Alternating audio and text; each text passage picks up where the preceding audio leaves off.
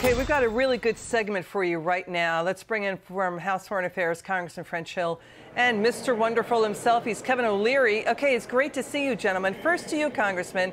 The president is expected to veto the new GOP House border security bill tomorrow to keep Trump's border policies. Border Patrol and Euro security officials, Congressman, say Biden has created the biggest U.S. Border and security failure since 9/11. Now ICE is reportedly releasing hundreds of illegal immigrants with, quote, low-level criminal records to clear out space for Biden's border surge. We're hearing 2,200 at least have been released. Congressman, what do you make of all this? Well, Joe Biden's consistent. His first day in office, he got rid of all of Donald Trump's border policies that were working. He stopped building the wall. He stopped detaining people in a third country seeking asylum. And he basically opened up the whole border to the chaos that we've now witnessed for 2 years.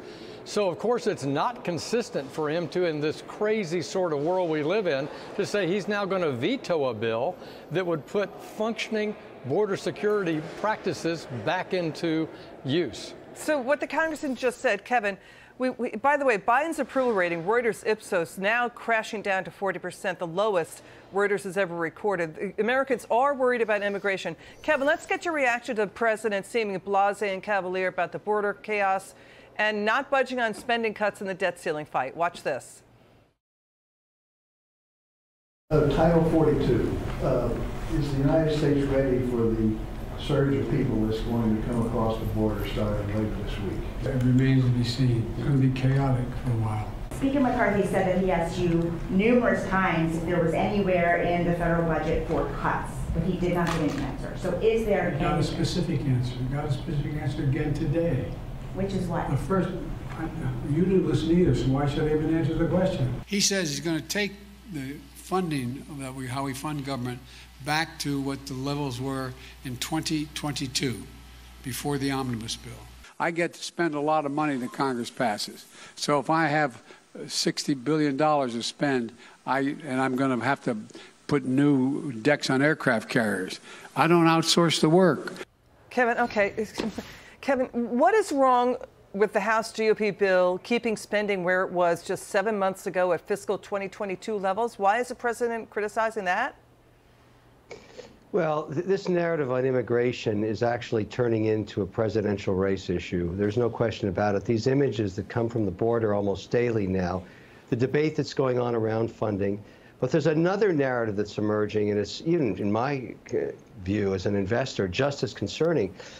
When we allow foreigners to come here and go to colleges and give them PhDs in the most advanced sciences in the world, where we are leaders, we kick them out of the country afterwards, and they go to their native countries where they didn't want to return, including China, and develop technologies that compete with us. That is sheer insanity. So immigration law is going to have to be a bipartisan event. And this border crossing issue, and every day it gets worse, is definitely keeping it at the front of the dialogue, which I think is important. And it's linked to the spending fight, what Kevin is just saying. What's the border collapse? We're going to, U.S. taxpayers going to pay more money, and we're a compassionate nation.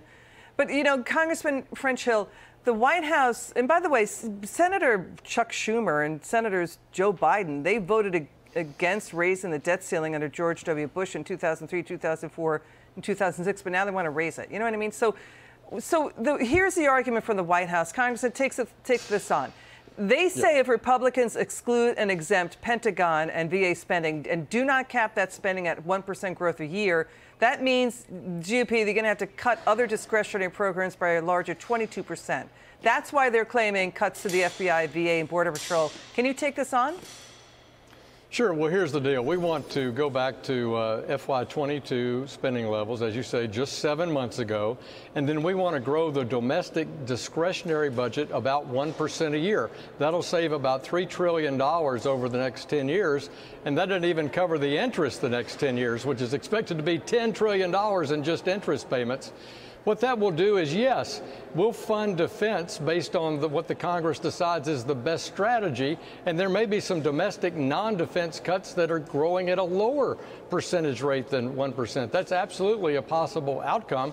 And as to VA and Social Security and Medicare, those mandatory spending programs are not covered by the proposal in the House plan. Kevin, so what Congressman French Hill just so cogently put out there and explained, Kevin, what do you make of what's going on with this fight over spending cuts?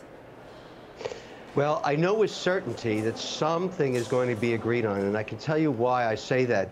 The global treasury bill that trades all around the world, the king dollar, the fact that most capital flies here when there's troubles, is holding the rates on T-bills at a market reasonable rate. If anybody thought we were going to default on our debt or this spending issues weren't going to be resolved in the next 2.5 weeks, we would be looking like Venezuela. We'd have 11% on 2-year T-bills. We don't. And so I look at it this way. They've got to close the doors in there, and I appreciate every leader that has to do this work. I don't want to see the sausage being made anymore. Just make the sausage. Yeah. Get it done. Let's move on. Yeah, cut it out and do the work. Congressman, final word of what Kevin just said. You know, I think Americans are sick and tired of the fractious infighting and the stubbornness of this White House when in the past Senator Biden, Vice President Biden, negotiated spending cuts. And Kevin makes a good point. You would see T-bills rocketing to 11% or higher, and even a worse devaluation of the dollar. And it just feels like the House GOP is holding the line on that. But maybe we should be doing deeper spending cuts and just pushing back further on this far-left ideology that seems to be infecting the White House. Liz, I agree completely. Look, Speaker Kevin McCarthy is the adult in the room. He went to Joe Biden on February 1st and said, let's have a sensible and responsible approach to the budget and raising the debt ceiling. And he waited 100 days to get any kind of a second meeting with Joe Biden. And in the meantime, we raised the debt ceiling and controlled spending and reined in regulatory costs to help this economy grow and recover from the pandemic. So we're the adults in the room, and we appreciate Kevin's leadership. We need Joe Biden to come negotiate. Adults in the room, Congressman Hill, Kevin O'Leary, you guys are terrific. Thanks for joining us tonight. Hey, Sean Hannity here. Hey, click here to subscribe to Fox News YouTube page and catch our hottest interviews and most compelling analysis. You will not get it anywhere else.